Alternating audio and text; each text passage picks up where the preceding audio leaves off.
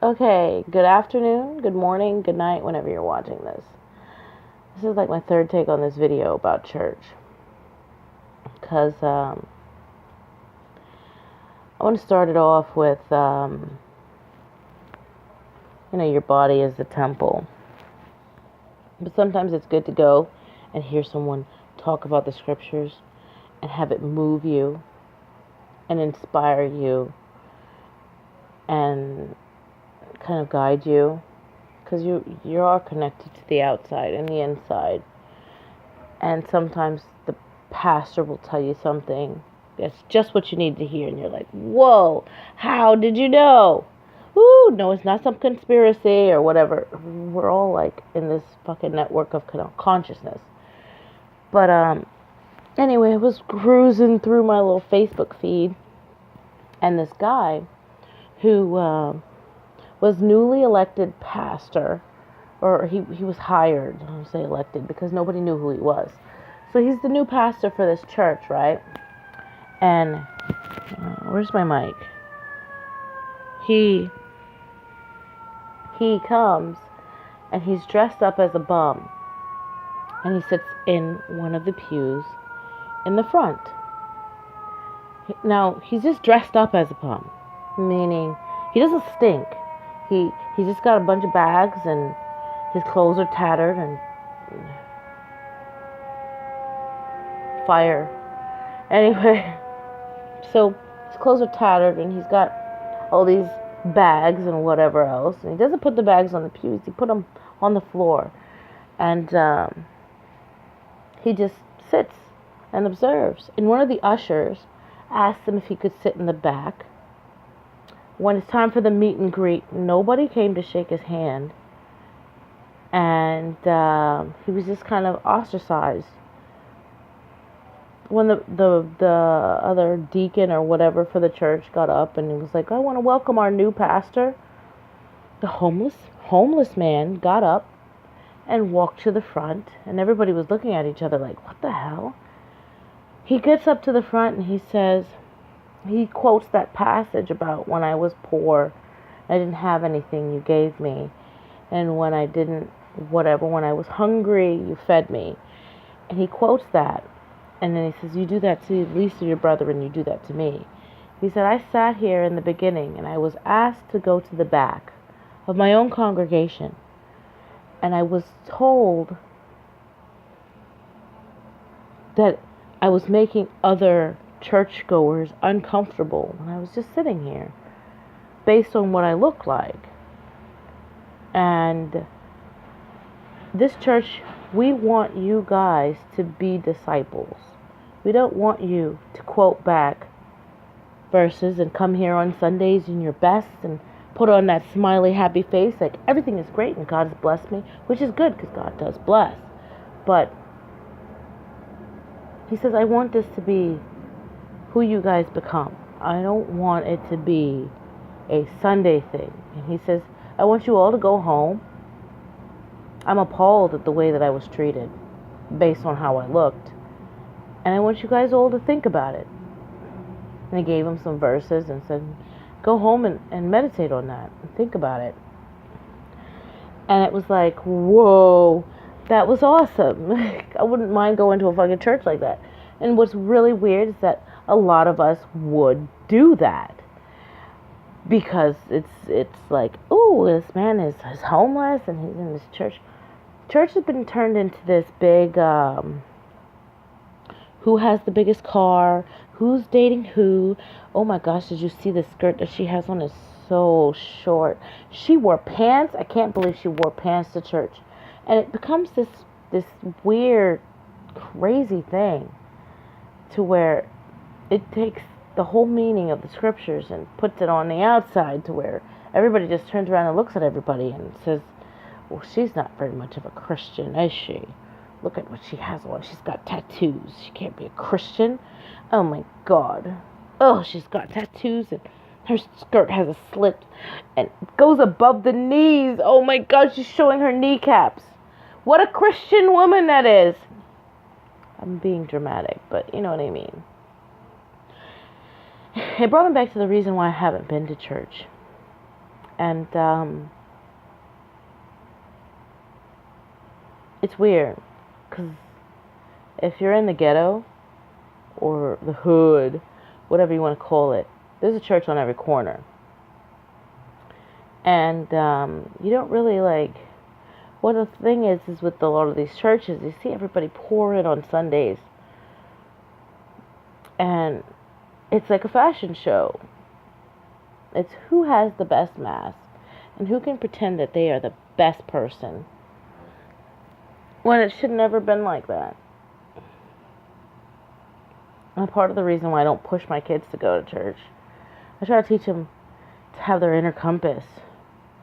Because I'll tell you what, I used to go to a church on the hill, and I didn't have those fluffy, those fluffy Cinderella poofy dresses. And I didn't have all of that whatever stuff that a lot of the other girls in Sunday school and whatever fuck else had. But I always went because it was a place where I could meet with people and talk about things. And I really couldn't talk about shit with my family. That's a whole other video. Now, I love my family, but I'll tell you what, we have these mass things down. There's certain things you don't talk about with family, because you know it's just going to bring up all kinds of drama. And it's just like, it's frustrating. But I know I would go to church because I didn't have to do all of that. Because these are supposed to be people that didn't expect anything from me, that didn't want anything from me, that we would just go and talk and take communion. And but God sent me my best friend, and we met in church, and we were outsiders. It was fucking crazy, because I tell you what, I would have stopped going a long time ago if she wouldn't have came. And we formed our little outsider group, and we did our thing. And we would go down to big church when everybody else would go up to children's church. And in children's church, they'd give away prizes and tickets and raffles. And me and her would go down to the big church, and we'd be like, what? And we'd get moved by the Spirit. It was weird, because they would be like, look at these kids. God, the Lord works in strange ways through the children.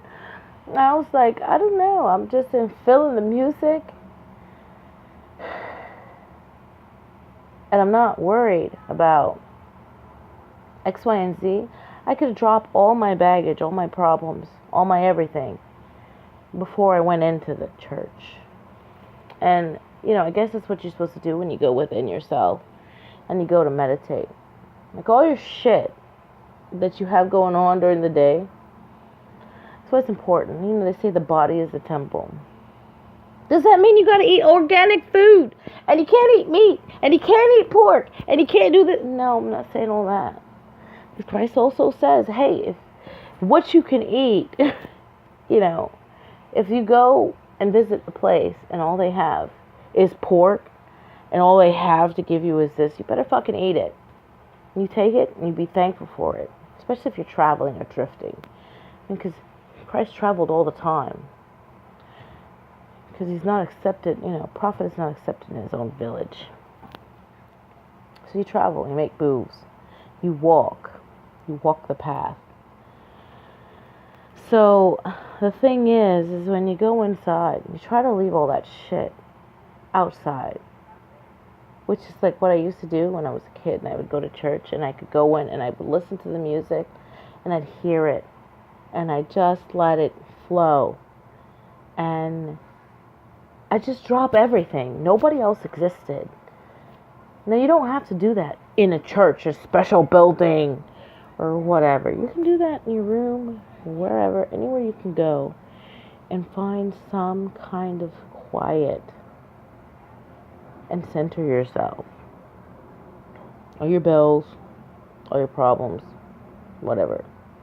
I've had a really fucking crazy day. I won't bore you with the fucking details, but I've got a lot of shit going on in my outside life that doesn't really make sense. And I just say, all right, I need a moment. I guess that's where it comes from. I need a moment. I just need a moment. I need a moment. I need to take time to just chill. And then you go inside and have a whole bunch of shit just open up to you within your own labyrinth of your inner. Because your church is your temple. Oh, that sounds like police. I don't know.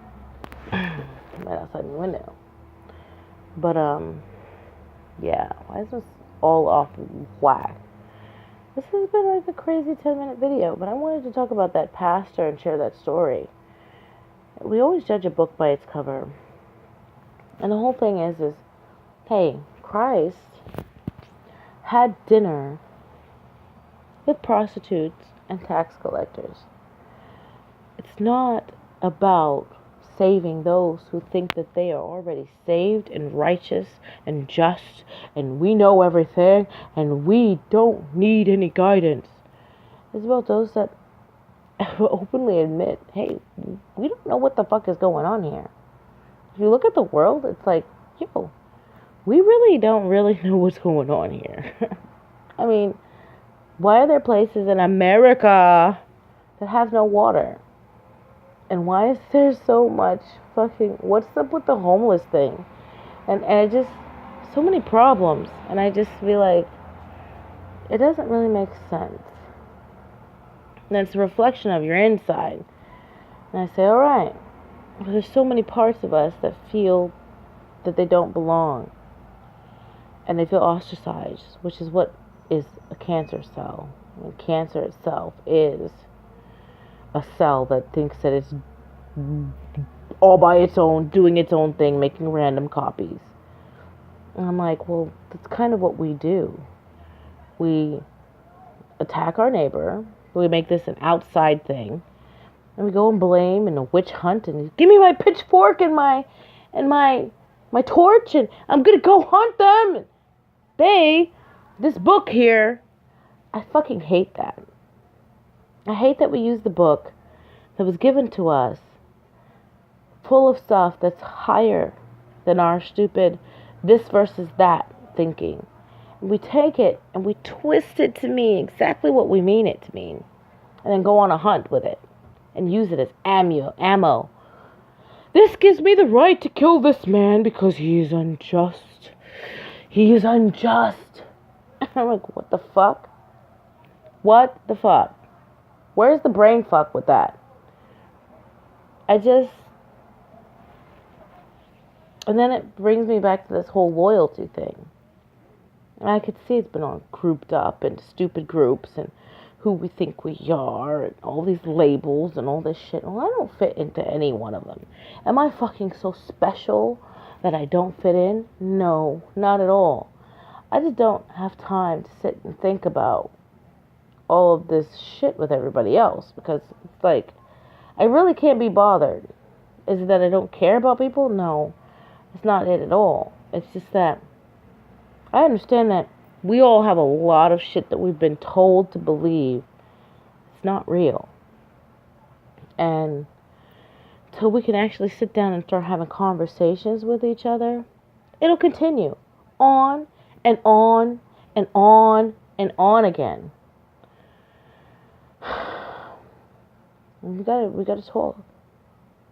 And does that mean that everything is gonna be all peachy and keen when we sit down and talk? No, it's gonna be yelling and screaming and blaming at first.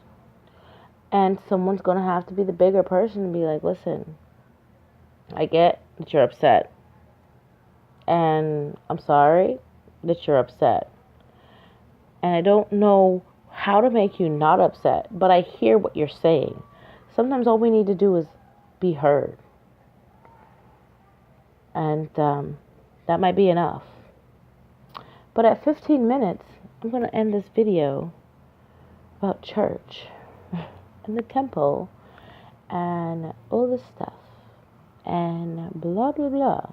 Y'all have a great night.